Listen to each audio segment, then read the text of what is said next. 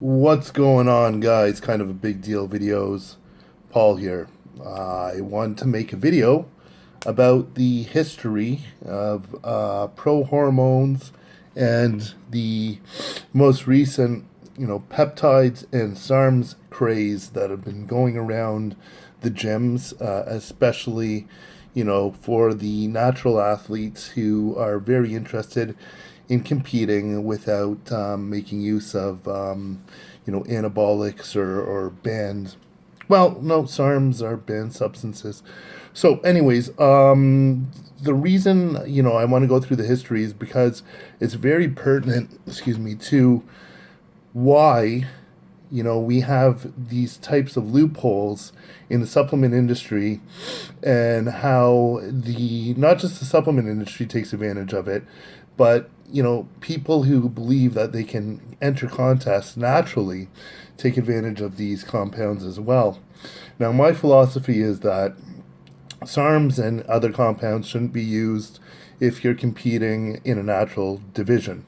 Anyhow, historically, so back when I was a young lad in my 20s, we had something called pro hormones.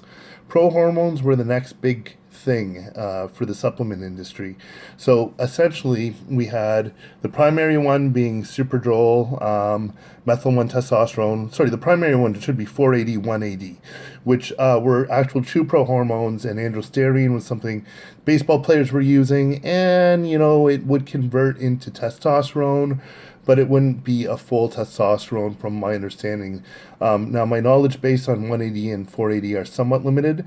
When it comes to the other pro hormones, I know a little bit more, and I can tell you for sure that the other pro hormones were awful for people. Like, they were awful for your organs, your cholesterol, you name it.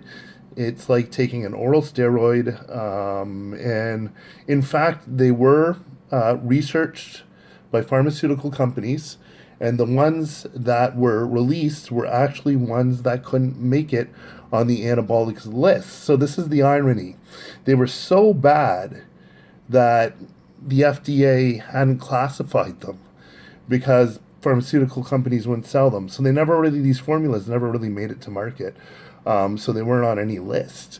So supplement industries then took the pro hormones and started selling them and marketing them, I would say mostly to the youths and those who wanted to, bodybuild without making use of steroids, which is a huge misnomer, because obviously these things were pretty much steroids. So, back in my heyday, when I was at Ottawa U in the universities, these things were rampant because you could get them anywhere for like $30 per bottle. Needless to say, I did try the methyl 1 testosterone, and it destroyed my lipid profile and everything.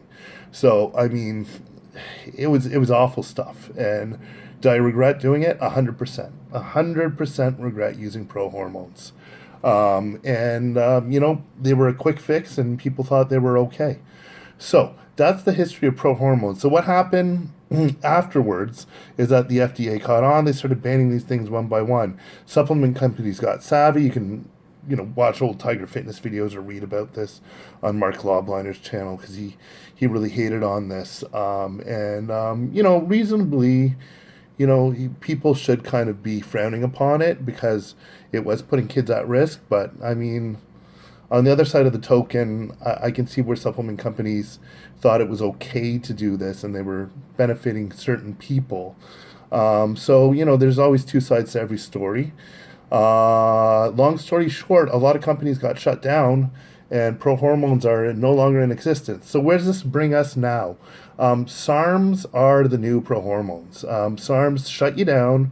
SARMs are not, as you know what, we don't have any research, much research on SARMs, if any at all, like we do. Testosterone has bodies of research, and we know in low dosages, testosterone can be relatively safe, especially in the TRT dosages. And a TRT dosage of testosterone would likely be more effective than a SARM, anyways.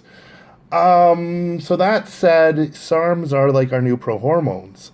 So if you're really interested, SARMs are something you'd have to look into quite a bit, and before you make a decision on those. With the exclusion of MK677, which isn't a SARM. Again, I have videos about that. MK677 is not a SARM, even though they classify it as a SARM on some sites. And then peptides. Peptides are fairly new. Now, peptides, I think, out of all of them, are the safest of everything. Peptides have been researched. I've talked about peptides for my tricep recovery. The peptides I had used were heavily researched, heavily researched. So there's a lot of research on peptides. They're very interesting things. So that's what brings us today in the history of prohormones, peptides, and now SARMs. Of course, this all came after I didn't mention the 1989 ban of anabolics, which really revolutionized everything, and hence the prohormones came out afterwards. So it was a whole chain of events, and now everybody's looking for the next big thing, and myostatin inhibitors, and who knows what will be the next big thing for bodybuilding.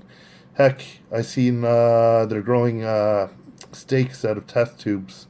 So I don't think building muscle synthetically is a really far ways away. But the bodybuilder's job is probably going to get a lot easier and easier. It might be some kind of quick cosmetic fix, which will suck because it will negate all the work. And no matter what you do, no matter what you do, put in your body, you got to put in the time in the gym. You got to put in the time in the kitchen. Bodybuilding is hard work. Kind of big deal videos. Peace.